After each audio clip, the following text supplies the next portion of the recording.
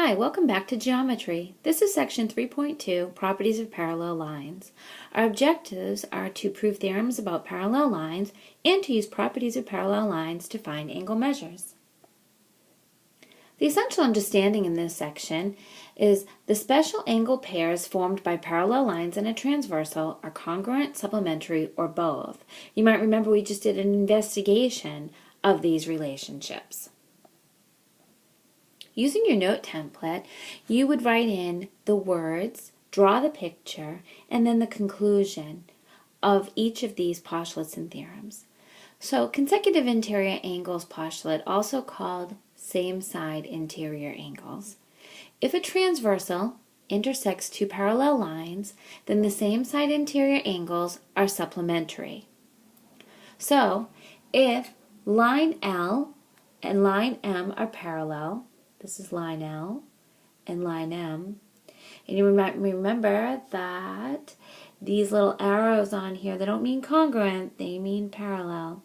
If line L and M are parallel, then the measure of angle 3 plus the measure of angle 5 equals 180, and the measure of angle 4 plus the measure of angle 6 is equal to 180. They are supplementary. Consecutive interior angles, or same-side interior angles, are supplementary. The next theorem we have is Theorem 3.1, Alternate Interior Angles Theorem. If two parallel lines are cut by a transversal, then the pairs of alternate interior angles are congruent. Alternate interior angles, those are angles that are on opposite sides of the transversal. So this line is the transversal. Alternate interior, alternate meaning one up, one down, and they are on the inside between the two lines. So, if line L is parallel to line M, which you can tell by those little arrows, they indicate parallel, then the alternate interior angles are congruent. So, angle 3 is congruent to angle 6, and angle 4 is congruent to angle 5. Alternate interior angles are congruent. The next theorem we have is Theorem 3.2, Corresponding Angles Theorem. If two parallel lines are cut by a transversal, then the pairs of corresponding angles are congruent. So again, we have line L and line M. They are parallel, which is indicated by these arrows. Therefore, all of the pairs of corresponding angles, angles that occupy the same space but on the different line, are congruent. So, angle 1 is congruent to angle 5. Angle 3 is congruent to angle 6.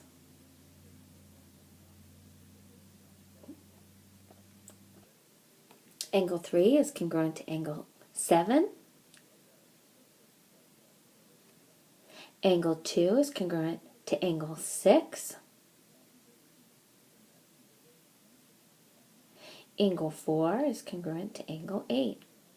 Now, we know that other pairs of these angles are also congruent because we know about the vertical angle theorem.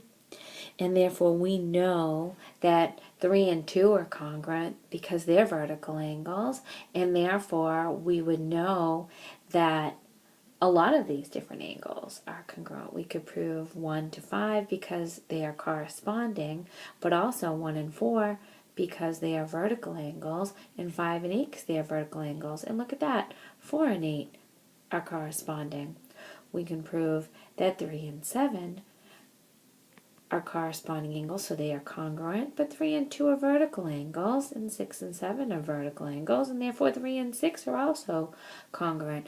3 and 6 are a pair of alternate interior angles, and 4 and 5 are alternate interior angles. So we could prove all about these angles if we know that two lines are parallel and they are cut by a transversal. So the next theorem that we have is Theorem 3.3, Alternate Exterior Angle Theorems. If two lines are parallel, so again, if two parallel lines are cut by a transversal, that's what this line is, right? Then the pairs of alternate exterior angles are congruent. Alternate means one up, one down, one left, one right. exterior on the outside of the two lines that are being cut. So angle 1 is congruent to angle 8, and angle 2 is congruent to angle 7. Alternate exterior angles theorem. A theorem is a statement that we can easily prove based on other theorems or postulates or definitions or properties. Let's prove the alternate interior angles theorem. So if we are given this, that line P is parallel to line Q, that's what's given here. So P is parallel to Q is given. We're trying to prove that angle 1 and 2 are congruent. Well, without using the alternate interior angles theorem, we're proving the alternate interior angles theorem. Why do we know that angle 1 is congruent to angle 3? We know that because they're corresponding angles. So using the corresponding angles theorem, we could prove that angle 1 is congruent to angle 3. Why do we know that angle 3 is congruent to angle 2? 3 and 2 are vertical angles. So using the vertical angles theorem, we know that 3 is congruent to 2, and we knew 1 was congruent to 3. So if we know that 1 is congruent to 3 and 3 is congruent to 2, why do we know 1 is congruent to 2? Transitive property of congruence. True. We could prove all of these theorems using definitions, postulates, properties, and other theorems. Let's use the properties of parallel lines. If you're given that the measure of angle 1 is 32 degrees, let's find each angle measure. And let's talk about which postulate or theorem we would use here. So if you know that angle 1 is 32 degrees, what do you know about angle 5?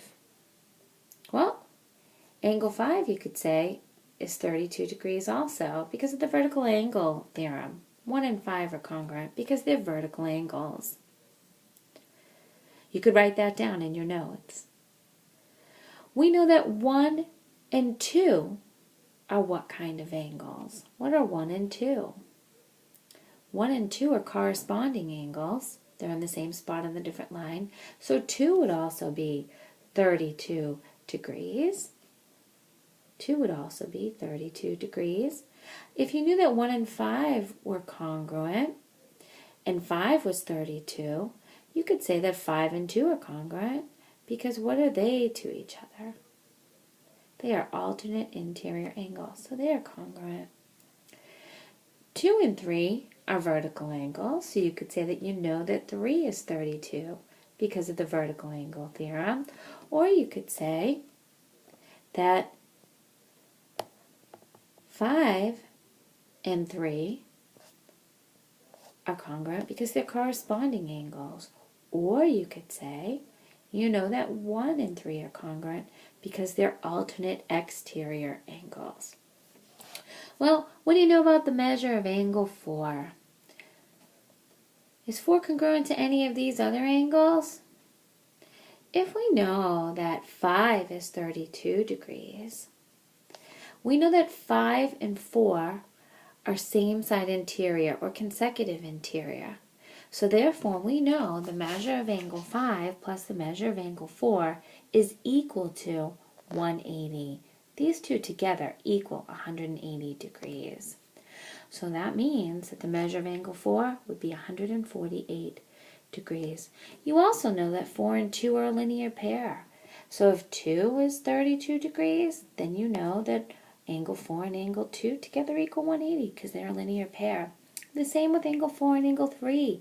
You know that they're a linear pair, so together they equal 180. Whatever postulate or theorem you use, you know that measure of angle 4 is 148 degrees. You try some of these and tell what postulate or theorem you would use, and then afterwards see if you were right. Pause the video. If I am given that the measure of angle 6 is 67 degrees, then I know that 6 and 7 are a linear pair, so I know that angle 7 is 113 degrees. I know that angle 7 and angle 8 are a linear pair, but I also know that 6 and 8 are vertical angles, so they're congruent. So angle 8 is 67 degrees. I know that angle 9 is a linear pair with angle 6, but I also know that it's congruent to angle 7, so it's 113 degrees. Angle 10. Angle 10 is corresponding to angle 6. So if 6 is 67, then so is angle 10. Angle 11 is corresponding to angle 9, or I could say it's alternate exterior to angle 7. So I know it's 113 degrees. It's also a linear pair with angle 10. Angle 12, well, it's a vertical angle with angle 10. It's alternate exterior with angle 6. These are alternate exterior angles. Or I could say that it's a corresponding angle with angle 8. Either way, I know that angle 12 is 67 degrees. You need to be familiar with these relationships, the postulates and theorems. Let's use the properties of parallel lines to find the value of x. In order for you to do this, you have to be able to know what kind of angles these are and what relationship they have. For the most part, these angles would be congruent unless they were same side interior or a linear pair. So these ones here are alternate, because one up, one down, one left, one right, exterior angles. Alternate exterior angles are congruent. So x minus 8 is equal to 55 degrees. You would use the addition property of equality to find that x is equal to 63. What do you know about these ones in B? These angles are alternate interior angles. So again, they are congruent using the alternate interior angle theorem. So 2x plus 4 is equal to 140. So using the subtraction property of equality, 2x is equal to 136. And using the division property of equality, that means that x is equal to 68. Now let's look at C. For C, these angles don't have an identifiable relationship to what we know so far. So, what can you tell about them? Well, I know if this angle is 5x plus 2, then it's a vertical angle to this angle, and it's 5x plus 2. Now I know these two angles are same side interior or consecutive interior. So I would say 5x plus 2 plus 53 is equal to 180. Consecutive interior angles are supplementary. So we would simplify 5x plus 55 is equal to 180. Then I would use the subtraction property of equality to find that 5x is equal to 125 to solve that x is equal to 25. These angles were vertical angles, and I know that vertical angles are congruent. And therefore these are same side interior angles, so they have a sum of 180 degrees. You try D and E. See if you can identify what is their relationship. How would you set up this equation and solve for the value of x? Pause the video, and when you turn it back on, check to see if you were right. If you said that D were corresponding angles, you were right. And so you would set them equal to each other. 4x is equal to 48, so x is equal to 12. E, that's a pair of alternate interior angles. Alternate interior angles are congruent if two parallel lines are cut by a transversal. So 10x minus 2 equals 98. So 10x is 100, and x would be 10. Try the next two. Pause the video. See if you can get them right. So for F, those are corresponding angles, and using the corresponding angles theorem, corresponding angles are congruent. So 12x is congruent to 60, so x would equal 5. G was a little more complicated. What I did was I said that I knew that these were vertical angles, and vertical angles are congruent, and then using the consecutive interior angle theorem, I could say that I knew if I added those two together, they would equal 180. If you had used that you knew that these were corresponding, 103 corresponds to this angle, then those are a linear pair. All the same, you would add them together to equal 180, so x is 5. Last two, see if you can try these ones. Careful for H, it's just kind of like the last one we did. See if you can identify the relationship, and you have to follow a train of thought for your logic to get there. And then find the value of X. Unpause the video to check your work. So remember, there's more than one way to get to the end result. For example, H, I used alternate interior angle theorem. I said that I knew if this angle was 135, then I knew this angle was 135. And then I used the linear pair postulate. These two angles added together are equal to 180. So I simplified, used the subtraction property of equality, the division property of equality, to solve that X is 12. For example, I, these angles are alternate exterior angles, so using the alternate exterior angle theorem, I would set them equal to each other. Then I use the subtraction property of equality, the division property of equality, to solve that X is 12. If you have any questions on any of these examples that we did today, please make note of them.